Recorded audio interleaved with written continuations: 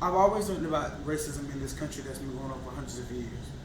But since the 2012 case of Trayvon Martin, I've seen a blatant disregard for black lives on the street with law enforcement and behind podiums with judges and prosecutors. But I recently also have seen that there's an increase in unrest concerning this matter from all races. We just may be on the brink of a revolution, the awakening, the ending of systemic racism in America. Breonna Taylor, George Floyd. What does these names mean to you?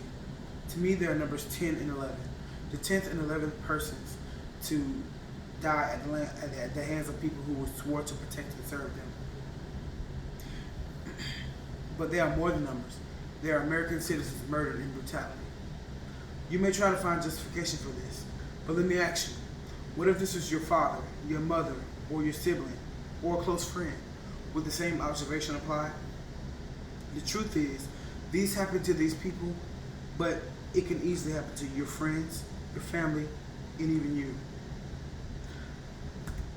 I am a black man living in America who has been a victim of police brutality.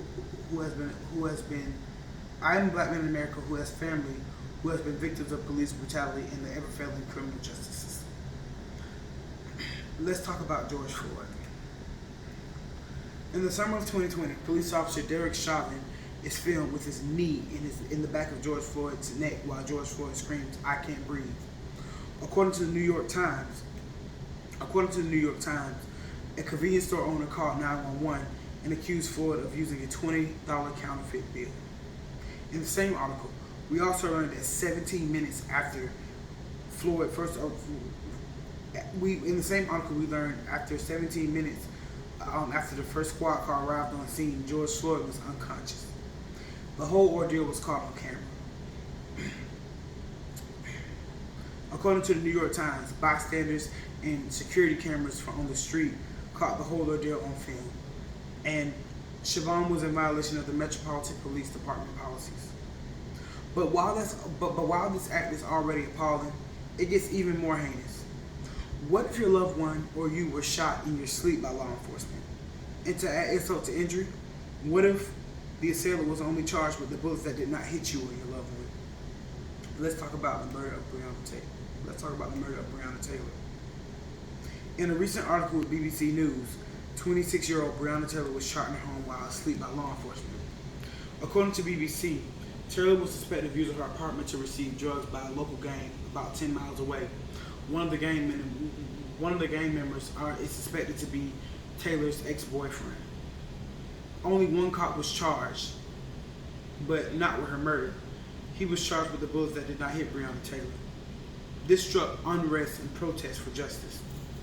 This type of thing has been happening in our country for years, but these two murders seems to be the straw that broke the camel's back, not only for Americans but for people around the world.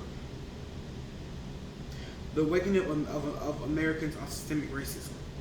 According to Time magazine, the disturbing video of George Floyd's death struck outrage and galvanized people into protests and unrest. The article also speaks about how crowds of protesters from Miami to Seattle include not only black youth but a diverse array that looks something like this country itself. But when will these killings stop? And more importantly, when are these people who are in charge going to hold people in law enforcement accountable for using deadly force? I could only hope and pray that all these outcries for mere human decency will advocate change in our country. So what would you do? What will you do if you see these things taking place? Accountability is what we're looking for. So why let it not start with you? Are you willing to hold a sign, advocate and change if it meant saving the life of an American citizen? What about marching? Your family or your friend or your own life could depend on it.